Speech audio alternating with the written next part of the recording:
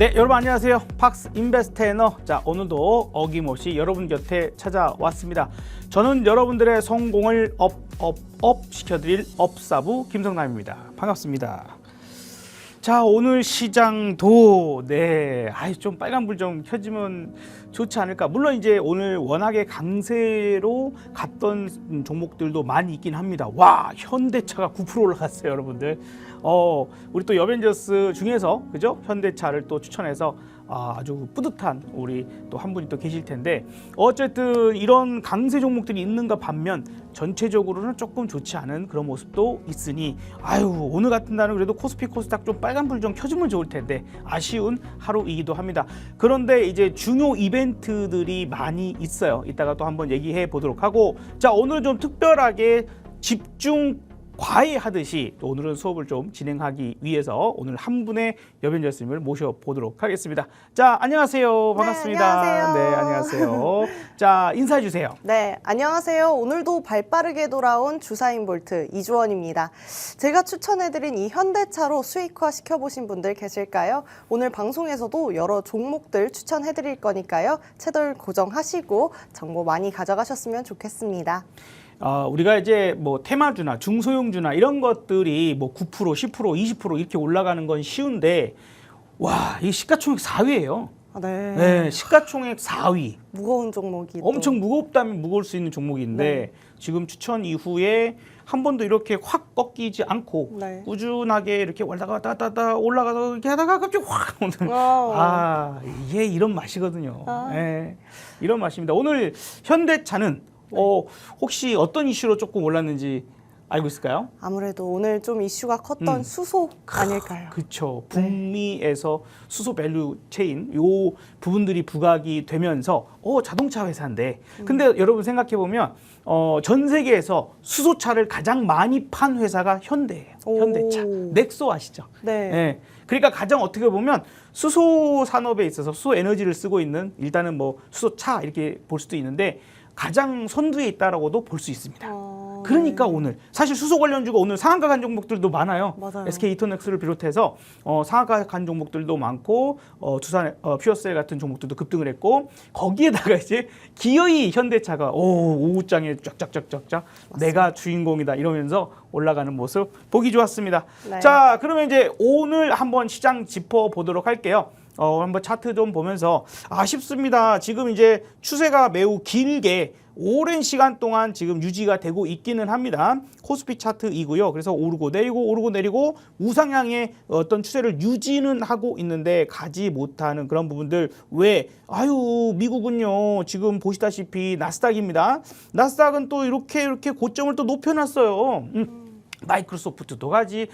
엔비디아도 계속 기대감에 지금 엔비디아 실적 나오면 좋을 거야. 네, 아마 이번 실적은 좋겠죠. 근데 이제 문제는 그 투자자들의 눈높이가 매우 높아져 있다는 거예요. 그러니까 거기에 부합할 수 있을지, 이번에 실적은 좋을 텐데 다음 실적은 더 좋다라고 얘기할 수 있을 것인지. 그래서 가이던스 자체가 앞으로도 이 엔비디아가 30% 정도는 더 올라갈 수 있어, 이렇게 미리 좀 너무 설레발을 하는 게 아닌가라는 생각도 조금은 걱정이 되기는 합니다. 미리. SK 지금 하이닉스가 또 신고가를 내고 올라갔잖아요. 네. 그래서 그런 부분들도 좋을 거니까 라고 미리 올라가는 그런 모습들, 한미반도체 이런 것들도 마찬가지로 소부장이 전체적으로 오르진 않았지만 조금씩 꿈틀대는 그런 종목들도 있기는 했거든요. 자, 이제 우리는 이렇게 합시다 라고 좀 말씀을 드리고 싶어요. 오늘 이제 밤 미국 시장이 종료가 되면 엔비디아 실적 발표가 나오고, 그로 인해서 시간 외 거래에서 엔비디아가 뭐 급등을 하든지 아니면 급락을 하든지 아니면 그냥 보합이든지 어떻게든 움직임이 나오겠죠. 그걸 보고 우리가 대응해도 늦지 않겠다라는 생각이 듭니다. 소부장도 많이 눌러가지고요. 조정 많이 받은 종목들 많거든요. 그러면 엔비디아와 앞으로 기대치가 더 있어 라고 한다면 아마도 급등세를 한 번 정도 줄 필요가 있고, 많이 빠진 종목이 또 올라갈 가능성들이 있으니까 혹시나 그런 것들 갖고 계시거나 혹은 내가 한번 진입을 해봐야겠다라고 생각하시는 분들은 내일 아침이 매우 중요할 것 같으니까요. 참고하십시오. 그리고 이제 우리가 이벤트들이 많습니다. FMC 의사록 공개도 있고요. 그다음에 우리나라 금통위도 내일 이제 열리게 돼서 금리는 동결하겠죠. 근데 이제 뭔가가 또 이제 이벤트적인 그 어떤 발언들이 이런 것들이 시장을 자극할 만한 그런 요소는 없을지, 좀 시장을 어떻게 바라보고 있는 건지, 한국은행의 자세는 어떠한가, 이런 것들도 알아볼 수 있는 중요 이벤트들, 변곡점이 좀 와 있는 것 같아요. 그래서 크게 시장이 오르거나 떨어지고 할 가능성도 열릴 수도 있고, 다시 우리 한국 시장의 차트로 가면 지금 지지부진하게 전 고점을 넘을까 말까 하고 있는 뭐 그런 상태에 있죠. 추세는 지금 유지가 되고 있지만 매우 긴 시간 동안 지금 머무르고 있는 그런 상태이다 보니까 이제 여기에서 위로 튀든 아래로 꼬꾸라지든 그 방향을 매우 좀 크게 정할 것 같다. 이런 부분들이고요. 코스닥은 아이고야, 그죠? 코스닥은 지금 며칠째 지금 오히려 추세의 하단에 와서 하단이 깨질까 말까 걱정이 되고 있는 중입니다. 좀 잘 올라서 저 위에 상단까지 올라갈 수 있으면 좋겠다 생각되고요. 만에 하나 하방으로 깨지게 된다고 하면은 전 저점이 지금 800이 좀 깨지거든요. 787 정도 되니까 그 정도까지 또 열어놓고 대비할 수 있도록 또 준비도 필요하겠습니다. 항상 양 방향을 다 열어놔야 돼요, 여러분. 그냥 무조건 야, 엔비디아 좋으니까 지금 더 먼저 가는 거 아니냐, 그러니까 더 갈 거다, 이렇게만 생각하지 말고 일단은 시나리오잖아요. 시나리오 예측에 대한 대응을 A로 할 건가 B로 할 건가 항상 준비해놨다가 뭐 위로 가면 위로 가는 대로 그러면 나는 어떤 섹터에서 공략을 하고 보면 좋겠다, 이런 것들을 따져놓고 보시는 게 좋겠다라는 얘기 드려봅니다. 자, 방향을 미리 정하지 말자. 특히 파생매매 하시는 분들이 내일을 두들겨 맞춰가지고, 점쟁이 아니잖아요.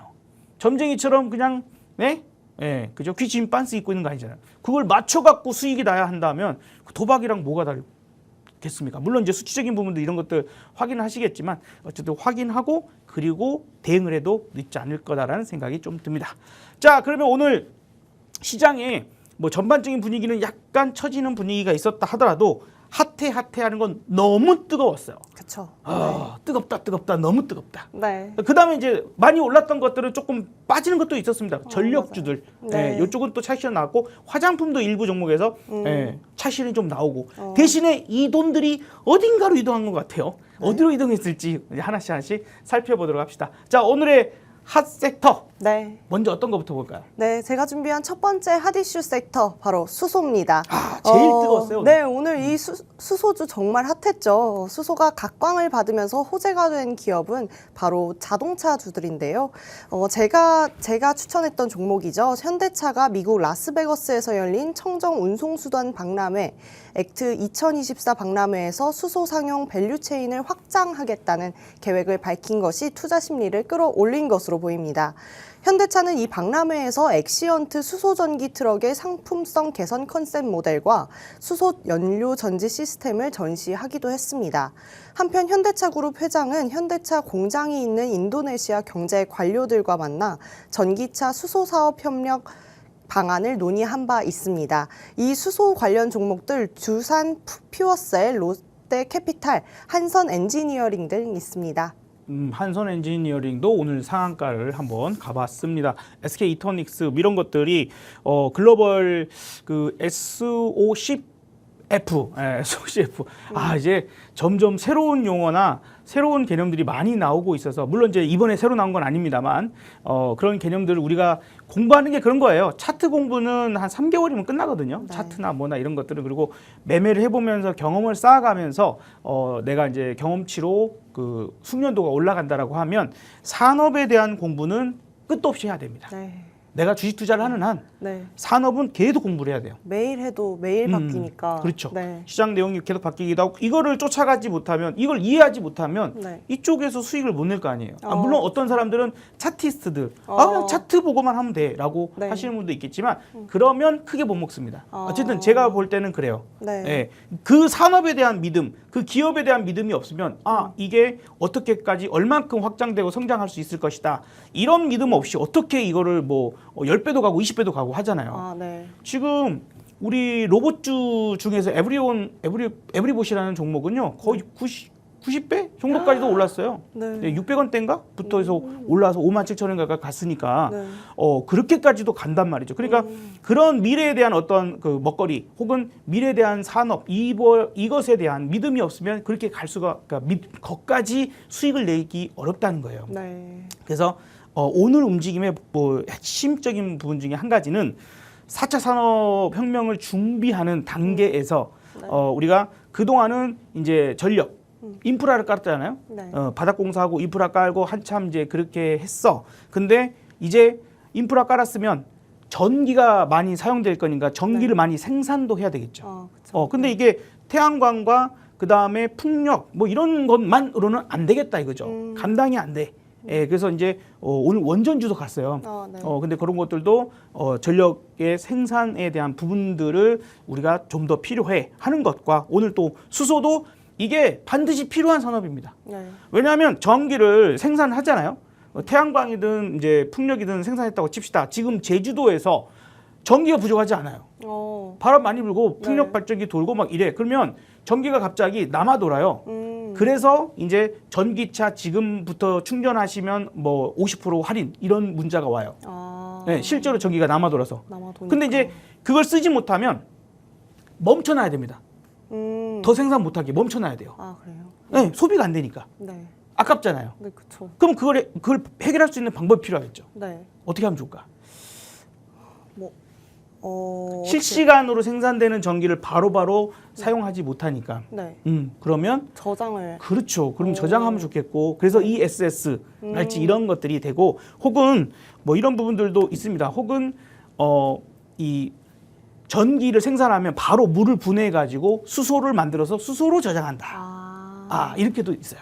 근데 수소로 저장을 해 놓으면 이걸 이동하기가 쉽죠. 배터리는 무거워요. 네, 그래서 이동하기가 쉽지 않습니다. 만약에 중국 같은 경우에는 중국 저 사막지대에 태양광 발전소를 엄청나게 지어놨다, 만들어놨다 그러면 거기에 기차로 네. 기차 크기만큼 실을 수 있는 양만큼 그 사이즈로 배터리를 만들어 놓고 규격화해 놓으면 그걸 이렇게 충전해 놨다가 대륙으로 왔다 갔다 이렇게 또 가능하지 않을까 그런 프로젝트도 있었거든요. 네. 그러니까 그런 식으로 하는데 어쨌든 어려워.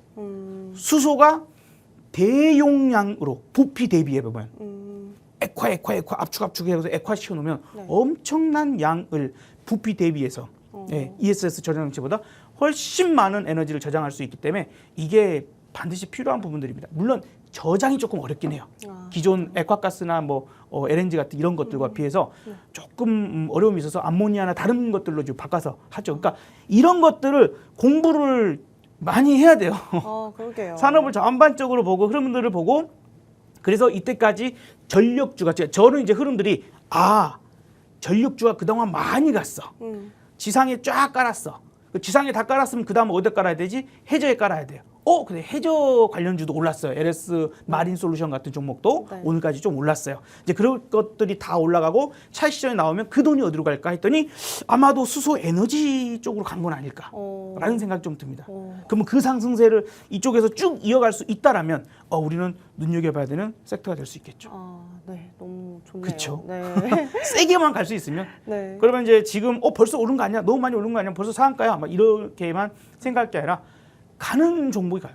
가장 세게 가는 게 이때까지 갔다는 것도 기억하셔야 됩니다. 그죠? 전력주도 가장 센 거, 화장품도 가장 셌잖아요. 그러니까 그쪽 위주로만 가지 안 가는 것들이 가지 않았어요. 그 점도 기억하면 좋겠습니다. 자, 두 번째 섹터 볼까요? 네. 제가 준비한 두 번째 핫이슈 섹터 음식료입니다. 제가 저번 방송에서 기후 문제에 따른 식품, 특히 농산품의 가격 변화에 대해 말씀드렸었는데요. 이번 올리브유 가격이 폭등한 이유도 이 기후 영향인 것으로 드러났습니다.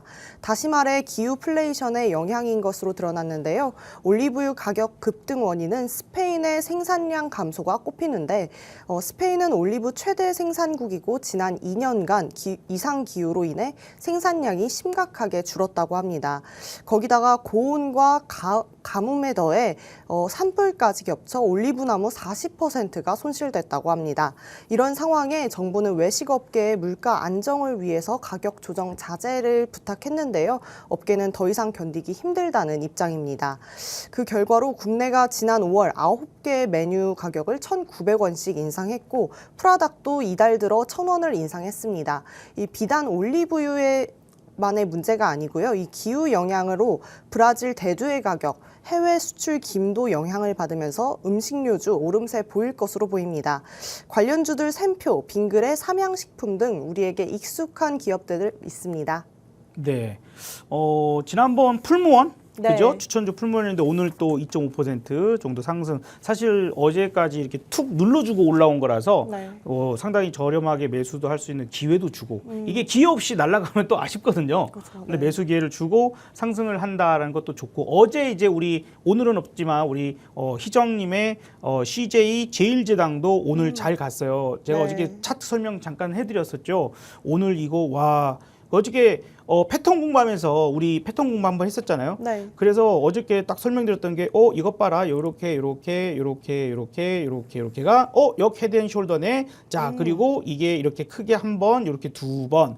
그리고 이 늘어나는 거래량 딱 여기까지 설명드렸거든요. 네, 맞아요. 그래서 이게 딱딱 맞다. 그렇게 말씀을 드렸는데 네. 야, 아니나 다를까 오늘 이게 또 무거운 종목이에요. CJ 제일제당 정말 무거운 종목인데 고가를 넘어가는 이런 또 기업을 통해서 야 음식료 주든 자동차든 뭐 현대차든 뭐든 어벤져스가 찍으면 가는구나라는 생각을 다시 한번 해보게 됐습니다. 기후 문제를 말씀하셨는데 네. 이게 참 묘한 거예요. 네. 그러니까 필요해. 네. 뭔가가 우리가 조치가 필요해. 그런데 지금은 당장은 급한 거, 당장 먹고 사는 거 맞아요. 이런 것들에 우선순위에서 밀렸거든요. 네. 근데 이제 이러다가 우리 인류가 살아갈 수 있는 혹은 이제 우리의 자손들이 살아갈 수 있는 터전이 없어지는 게 아니냐. 근데 이게 지금 현실화 돼가고 있잖아요. 네, 맞아요. 지금 중남미 지역에 홍수가 어마어마하게 나서 네. 이게 이제 보통 얘기하려면 조금 재미없을 수도 있는데 남극 쪽에서 이제 그 한류성 이렇게 해류가 흐를 거 아니에요? 찬 바닷물이 네. 이게 남미 대륙을 이쪽으로 이렇게 훑어서 가요. 그러면 남미 대륙에 해안에 가깝게 흘러서 가느냐 네. 아니면 먼 바다에서 이렇게 흘러서 가느냐에 따라서 기온차 때문에 우리가 기온의 차이가 생기면 공기가 이동을 하죠. 네. 그게 뭐예요? 바람. 바람. 예, 이범용이죠. 예, 바람.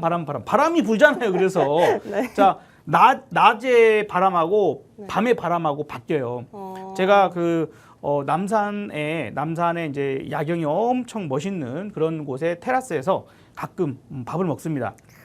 밥을 먹는데 고기도 구워 먹고 막 바비큐 파티도 하고 맥주도 막 그렇게 먹고 그러는데 이게 시간대가요.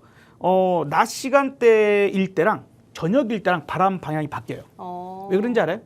아니요, 잘 모르겠어요. 남산이죠. 네. 여기는 한 강이 있죠. 네. 그러면 육지와 물의 수온 차이가 생기죠. 온도 차가. 그래서 네. 그래서 거기서 이제 기압차가 생기면서 이렇게 우리 여비저스님들은 그 옛날 과학 시간이랑 사회 시간에 뭐 했나 그 수학 열심히 영어 잘하잖아요. 그죠? 네, 영어 잘하고 해외 또 막 그 출신이기도 하고. 우리 과학 선생님 잘하는데 죄송합니다. 네. 과학 자연 시간에 배웠던 것 같은데. 자, 그래서 이 육지와 그 어떤 그 바다. 그래서 연날리기 하는 것도 낮에는 이렇게 아무튼 그렇게 바람이 붑니다. 그래서 지금 그런 것들이 그 지금 남미 쪽에 홍수로서 나타나는 그런 것. 그래서 슈퍼 엘니뇨, 슈퍼 라니냐 이런 현상에 의해서 나타나죠. 이게 우리가 투자를 하면서 거기까지 알아야 돼 하실 수 있는데 이제는 중요해요. 이제는 오늘 에코 환경 관련주들 오늘 많이 올랐어요, 여러분들. 네. 급등한 종목도 상한가간 종목도 있어요. 그래서 이제 그런 것들이 이제 무시할 수 있는 게 더더욱 이제 밀어놓을 수 없는 그런 세상이 된 게 아닌가라는 생각이 들어요. 네. 막 해수면 올라오고 몰디브 가라앉고 네. 그거 모히또 한잔하러 가야 되는데 모히또 한잔하러 가기 전에 그냥 잠기면 어떻게 못 먹잖아요. 그러니까요. 네, 거기 가서 먹는 모히또가 맛있는가 봐요. 아, 자, 아무튼 여러분들 돈 많이 버셔가지고 몰디브 가라앉기 전에 한번 꼭 여행 한번 가실 수 있었으면 좋겠습니다. 환경 그리고 음식료가 매우 지금 최근에 국제 곡물 가격이 한 번씩 탕탕 튀거든요. 그런 것들도 한 번씩은 체크를 해보세요. 여러분들 지난번에 말씀드렸다시피 증권사마다 홈페이지 들어가 보면 리서치 센터 아니면 전략실 이런 홈페이지에 있잖아요. 거기 들어가면 무료로 다 다운받을 수 있어요. 그래서 아침에 밤 사이에 뭐 원자재 값은 어땠나 딱 한 번만 확인하시면 돼요. 원하시는 증권사에 한 번만 확인하시면 무료로 다 다운받으니까 그렇게 해서 운임지수가 오르면 해운주, 네, 그죠? 그 다음에 국제 곡물 가격이 오르면 비료나 아니면 음식료주 이런 것들 그 흐름들이 쉽게 나옵니다. 오늘은 이쪽으로 들어가야겠다, 이쪽으로 들어가야겠다. 뭐 물론 저는 이제 매일 아침 제가 공개 방송 해드리기 때문에 같이 확인을 하거든요. 뭐 그런 것들도 한번 확인해 보시면 좋겠습니다. 자, 우리 세 번째 섹터도 알아볼까요? 네, 제가 준비한 핫 이슈 세 번째 섹터 로봇입니다. 로봇. 이 로봇 테마도 우리 인베스테이너들이 참 애정하는 테마죠. 로봇주 우리가 기대했던 만큼 오늘도 이렇게 저렇게 그 두각을 드러냈습니다. 먼저 우리 기술은 혁신형 소형 모듈 원자로 기술 개발 사업단과 모듈형 원자로 MMIS 안전계통 표준 플랫폼 개발을 위한 협약을 체결했다고 밝히면서 오늘 장중 강세 보였습니다.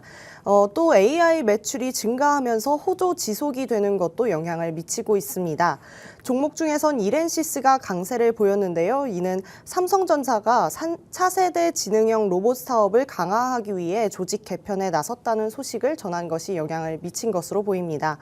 그간 삼성은 반도체를 이을 차세대 미래 산업을 발굴하기 늦었다는 평가를 받고 있는데요. 이번엔 임원진의 로봇 개발에 대한 강한 의지를 밝힌 만큼 예상보다 빠른 발전이 전망됩니다. 로봇 관련주들 이렌시스, 에브리봇, 레인보우 로보틱스 등 있고 이 외에도 영향받을 수 있는 기업들 많이 있으니까요. 이번 기회에 알아보시면 좋겠습니다. 네, 최근에 로봇주들이 사실 엄청난 강세 이후에 상당히 또 긴 시간 동안 쉬었어요. 네. 근데 한 2주 전 정도부터 일주일 정도부터 에브리봇이 먼저 툭툭 올라오기 시작을 해요. 툭툭툭툭 올라와요. 오늘은 이제 올랐다 좀 빠졌는데 에브리봇이 한번 먼저 움직이기 시작했고 그 다음에 한 3일 전부터 로보라는 종목이 AMD와 협약한다라는 거. AMD 아시잖아요, 그죠? 네. 세계적인 AMD와 이제 로보는 우리 초등학생 자녀가 있거나 손주 있으신 분들은 한번 보셨을 수도 있어요. 그 방과후 교실에서 로봇 그거 만들기 수업을 합니다. 그 로봇이 뭐 조립형 로봇이라 해야 되나 아무튼 그 학습 교재죠. 그걸 로봇 거가 많이 써요. 그래서 이제 저희 아이도 그 로봇 거를 만들어 오고 막 그런 것들을 이제 보고 이게 로봇 산업이 발전하려면 교육부터 시작해야지. 그래서 상당히 애정하는 종목 중에 하나 로봇이었어요. 그래서 이게 이제 엊그저께 상한가를 가고 어저께 눌림목 주고 오늘 다시 한번 또 급등세를 보여줘서 28%대까지 한번 올라가 봤죠. 그래서 지금 로봇주들이 하나씩 툭툭툭 움직임이 나와요. 그러더니 이제 오늘 엔젤 로보틱스가 네. 상장 이후에 그렇다 할 모습 없이 쭉 밀렸는데 거의 반토막까지 났었거든요. 고점 대비. 네. 벌써 오늘 한번 좀 강한 상승을 좀 보여줬어요. 다행이네요. 진짜 오늘 로봇 참 저는 기분 좋게 네. 로봇주를 볼 수 있었습니다. 자, 저게 지금 네, 엔젤 로보틱스인 것 같은데 엔젤이 이제 과연 이제부터 스타트를 할 수 있을까?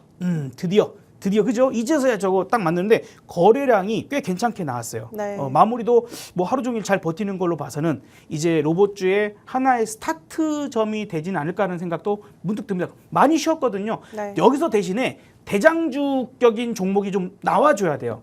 이쪽이 섹터가 같이 함께 가려면 이전에는 레인보우 같은 종목이 한번 이끌었던 적이 있고 두산 로보틱스가 상장하고 바닥 찍고 올라가기 시작하면서 두산 로보틱스가 로봇주를 쫙 당긴 적이 있습니다.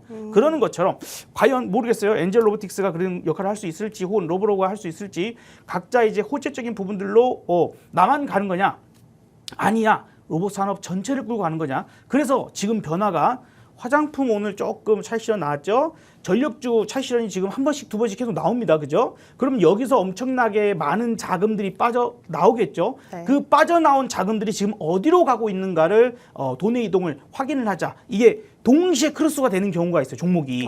이쪽은 빠지는데 이쪽은 동시에 올라가. 같은 시간대에. 네. 그러면 이쪽에 돈이 이쪽으로 옮겨가는 건가라는 생각을 할 수 있잖아요. 네. 그래서 오늘 의심을 해본다 혹은 이제 관심 있게 봐야 된다라는 부분에서는 수소 아까 얘기했던 네, 수소. 그다음에 로봇 요 두 가지는 이제 새롭게 다시 새롭게는 아니죠. 다시 시작을 하는가에 대한 초점으로 맞춰 가보시면 어떨까 하는 생각이 들어서 일단 좀 강조해서 말씀을 드려보도록 하겠습니다.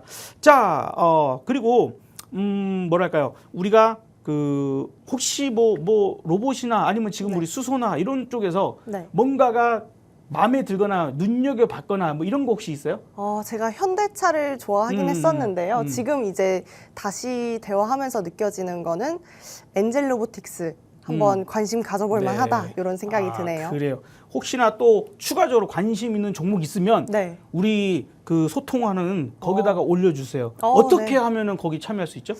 네. 제가 한번 알려드리도록 하겠습니다. 저희 인베스테이너와 함께 성장할 수 있는 공간 마련해놨습니다. 문자 샵 3989로 업사부 3글자 찍어서 보내주시면요. 저희가 정보 많이 공유하니까요. 많은 참여 부탁드립니다. 네. 뭐 봐서 지금 로봇주 관련된 자료를 저도 한번 여기다 한번 올려드려 볼게요. 네. 오늘 뭐 여러분들 이거 좋아요. 그 문자 보내시면 100원 들어가니까 반드시 신중하게 네. 100원의 행복이라는 단어를 어저께 네, 썼더라고요. 너무 수민님이 귀엽게 그래요. 또. 방송 잘 보고 있구나. 그럼요. 네, 애청자입니다. 네네, 좋습니다. 자, 여기까지 일단 우리 핫섹터 알아봤고요. 자, 오늘의 이야기 강의를 위해서 저는 이동하니까 여러분들 채널 고정해 주세요.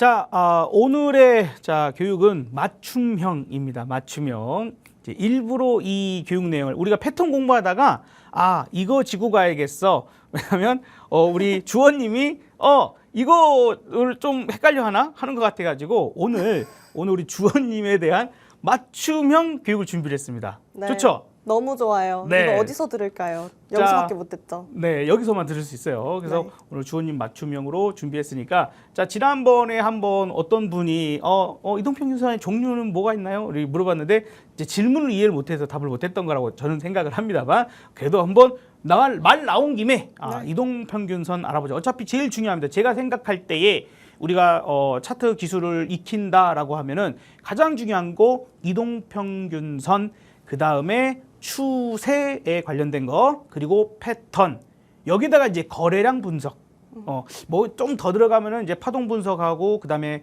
그 호가 분석, 호가창 분석 뭐 이런 것들도 있기는 한데 그래도 그냥 좀 더 압축하고 초보자들이 먼저 알아야 할 내용이라면 바로 이런 것들인 것 같습니다. 그래서 저는 이제 여러분들한테 이렇게 많이 알려드리고 또 누군가가 또 다른 사부님이 나오시면은 또 그렇게 또 다른 것들도 재밌는 것들도 가르쳐 줄 수도 있겠죠. 자, 어쨌든 저는 가장 기본적인 내용들의 교육을 맡았으니까 여러분들한테 알려드리도록 하겠습니다. 자, 오늘 이동평균선부터 한번 살펴봐 보도록 하죠. 이동평균선 많이 들었죠? 네. 줄여서 이평선 뭐 이렇게 얘기를 합니다. 이동평균선은요, 지금 주식의 가격 요것만 쓰는 건 아니에요. 거래량에서도 이동평균선이 있고요. 여러 가지로 사용할 수 있습니다. 뭐 주식시장에서의 거래액이랄지 매매 대금, 뭐 주가 자체가 일단 가장 많이 쓰죠. 그죠? 네. 네. 주가 자체가 가장 많이 사용하고 있는 게 주가에 대한 이동평균선인데 말 그대로 며칠씩의 평균가예요. 평균가 뭐 며칠 더하기 며칠 더하기 며칠 그러면 이제 세 가지를 더했으니까 나누기 3 하면 이제 평균값이 나오는 거죠. 그것들을 이렇게 점으로 찍어서 선으로 연결한 것, 이게 이제 이동평균선입니다. 그래서 이러한 것들로 가장 많이 보는 지표 중에 하나이죠. 그래서 과거의 평균적인 수치에서 현상을 포착하여 장래의 예측을 활용하는 것이 목적이다라고 하는데 뭐 말 어렵게 생각할 거 없습니다. 차트를 왜 공부한다? 차트를 왜 공부할까요? 뭐 어떻게 생각해요? 차트를 왜 공부할 것 같아요, 우리가? 당연하게 이제 매수하고 매도하기 위해서 공부한다고 생각합니다. 네, 그리고 역사를 우리가 왜 공부를 합니까? 역사요? 네, 역사. 이게 반복되니까. 그렇죠. 바로 차트도 마찬가지예요. 네.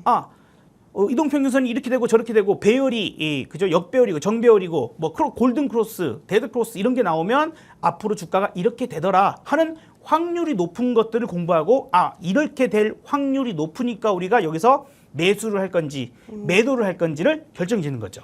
네. 그렇죠. 추세 때도 마찬가지예요. 추세 때도 이제 우리가 또 봐보면 어쨌든 추세에 대한 부분들도 마찬가지고 패턴도 이런 패턴이 나오고 나면 올라가더라. 이런 패턴이 나오면 내려가더라. 하는 것들을 가지고 분석하는 확률 싸움입니다. 확률 싸움.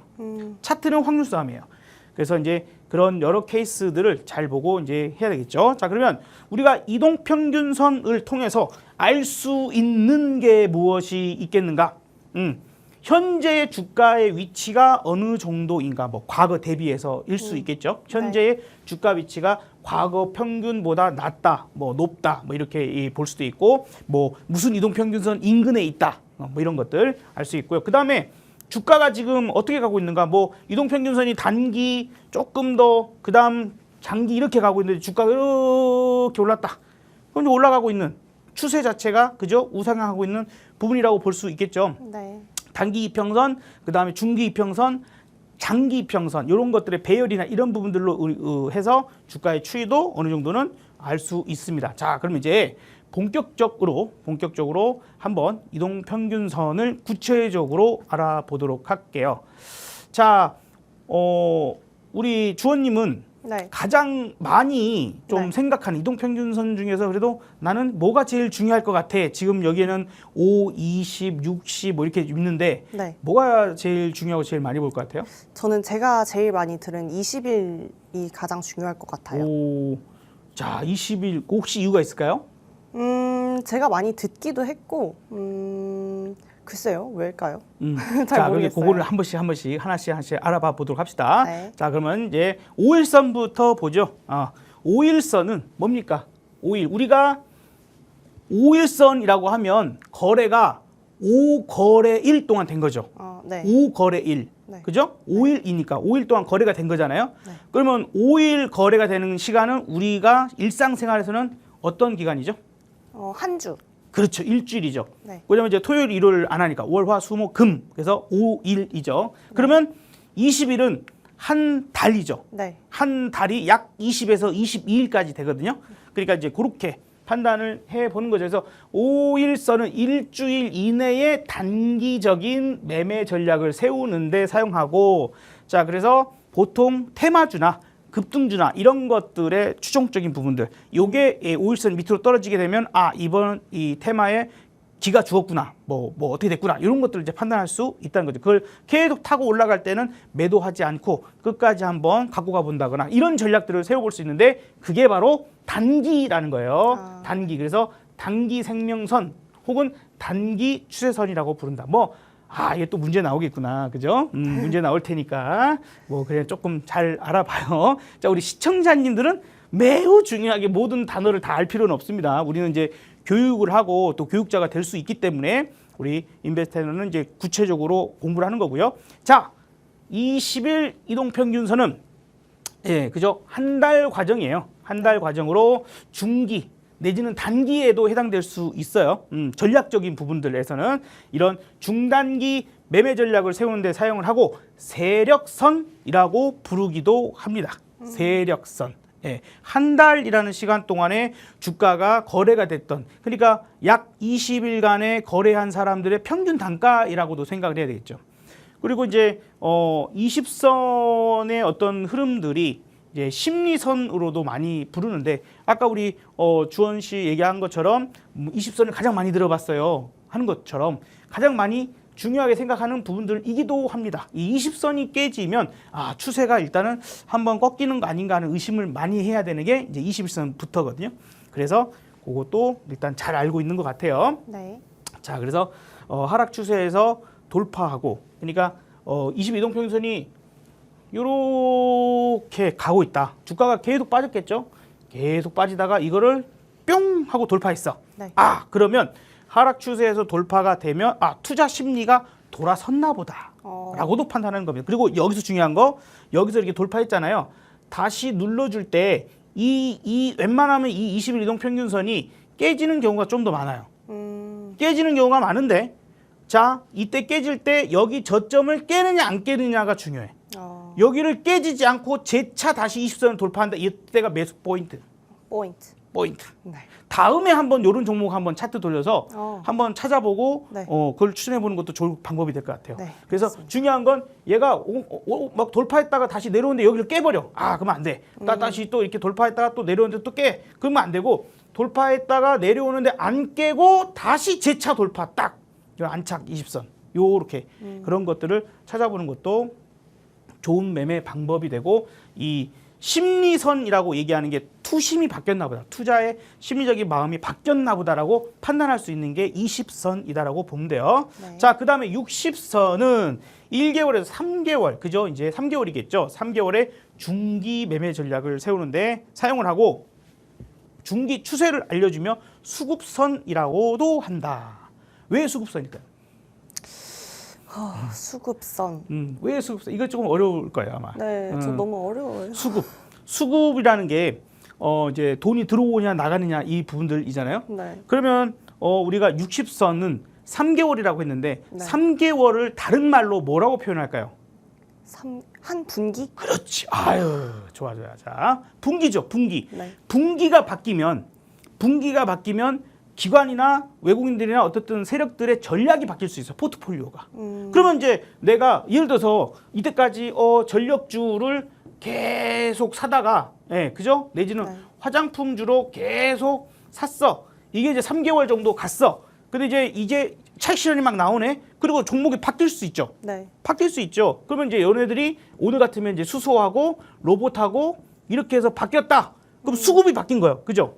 이 여기서 매도가 나오고 이 돈이 이쪽으로 들어가면 수급이 이쪽으로 들어가는 거죠. 네. 그래서 이 60선은 그러한 부분들에서 터닝 포인트가 나왔을 때는 수급선이 바뀌는 그런 전략들을 세울 수 있다는 거예요.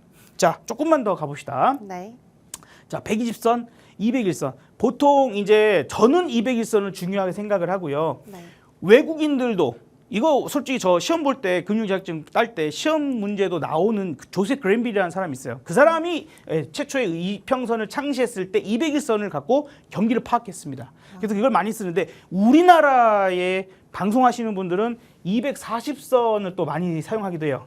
240선이 이제 거래일로는 1년이 되기 때문에. 근데 네. 저는 201선을 사용합니다. 네. 자, 120선은 3개월 이상의 이제 6개월이 되겠죠. 6개월의 장기 매매 전략에 사용하고 경기선이라고 한다. 여기서 또 문제. 왜 경기선일까요? 전화 찬스 되나요? 전화 찬스. 언니한테 전화하려고? 네. 세란 언니한테 한번 물어보고 싶은데요. 자, 힌트는 아까 3개월이 1분기였어요. 네. 그러면 6개월은 2분기. 그리고 또 그걸 합쳐서 뭐라고 하는데, 6월과 7월은 상반기, 하반기. 그렇지. 상반기, 하반기. 그러면 국가에서도 상반기 경기 보고서 같은 것들이 나오죠. 네. 그래서 이제 경기를 알 수 있는 거예요. 경기가 지금 어떻게 돼가고 있는가. 상반기, 하반기 여러분 국가에서도 발표를 하잖아요, 그죠? 그래서 그렇습니다. 자, 이제 우리 또 마지막으로 이제 보도록 하시죠. 그래서 매우 중요하죠, 이제.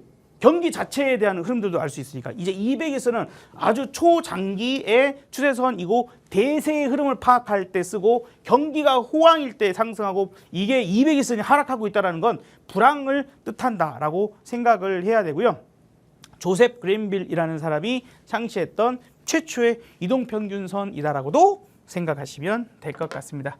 자, 오늘은 일단 이동평균선에 대해서 이제 종류 정도까지 알아봤어요. 자, 저는 다시 가서 또 우리 오늘 어떤 종목이 또 나올지 파헤쳐 보도록 하겠습니다. 채널 고정해 주세요.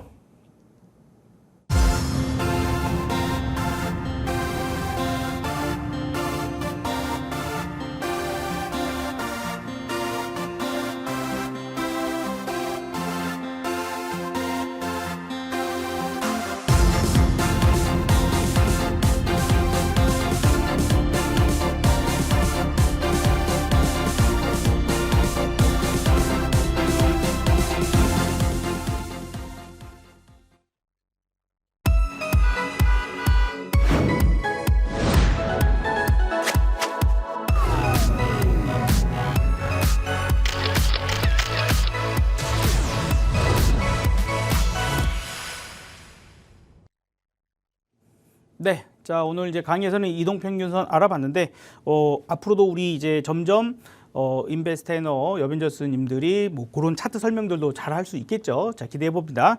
자 이제 오늘의 탑픽 섹터부터 한번 알아볼까요? 네, 오늘의 탑픽 섹터 전력 송전입니다. 송전. 이 전력 전기 송전 관련 내용이 아마 우리 방송에서 가장 많이 다루고 있다고 해도 과언이 아닐 텐데요. 그만큼 주식시장에서 많은 영향을 미치고 있고 지금 정세에 크게 오르는 테마입니다.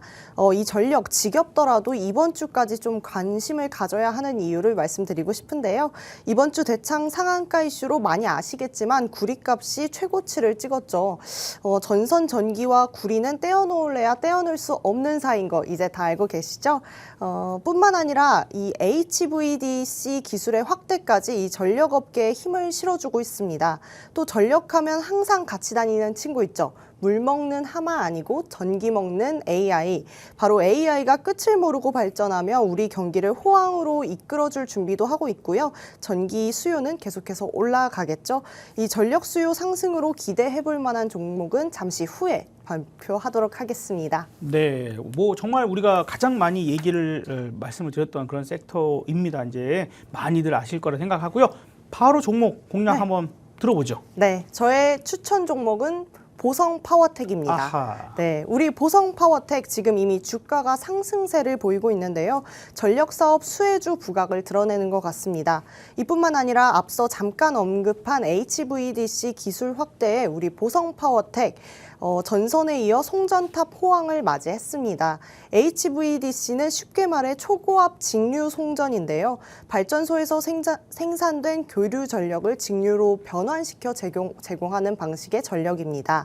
이 HVDC는 전력 소모를 줄이는 데 특화된 기술입니다.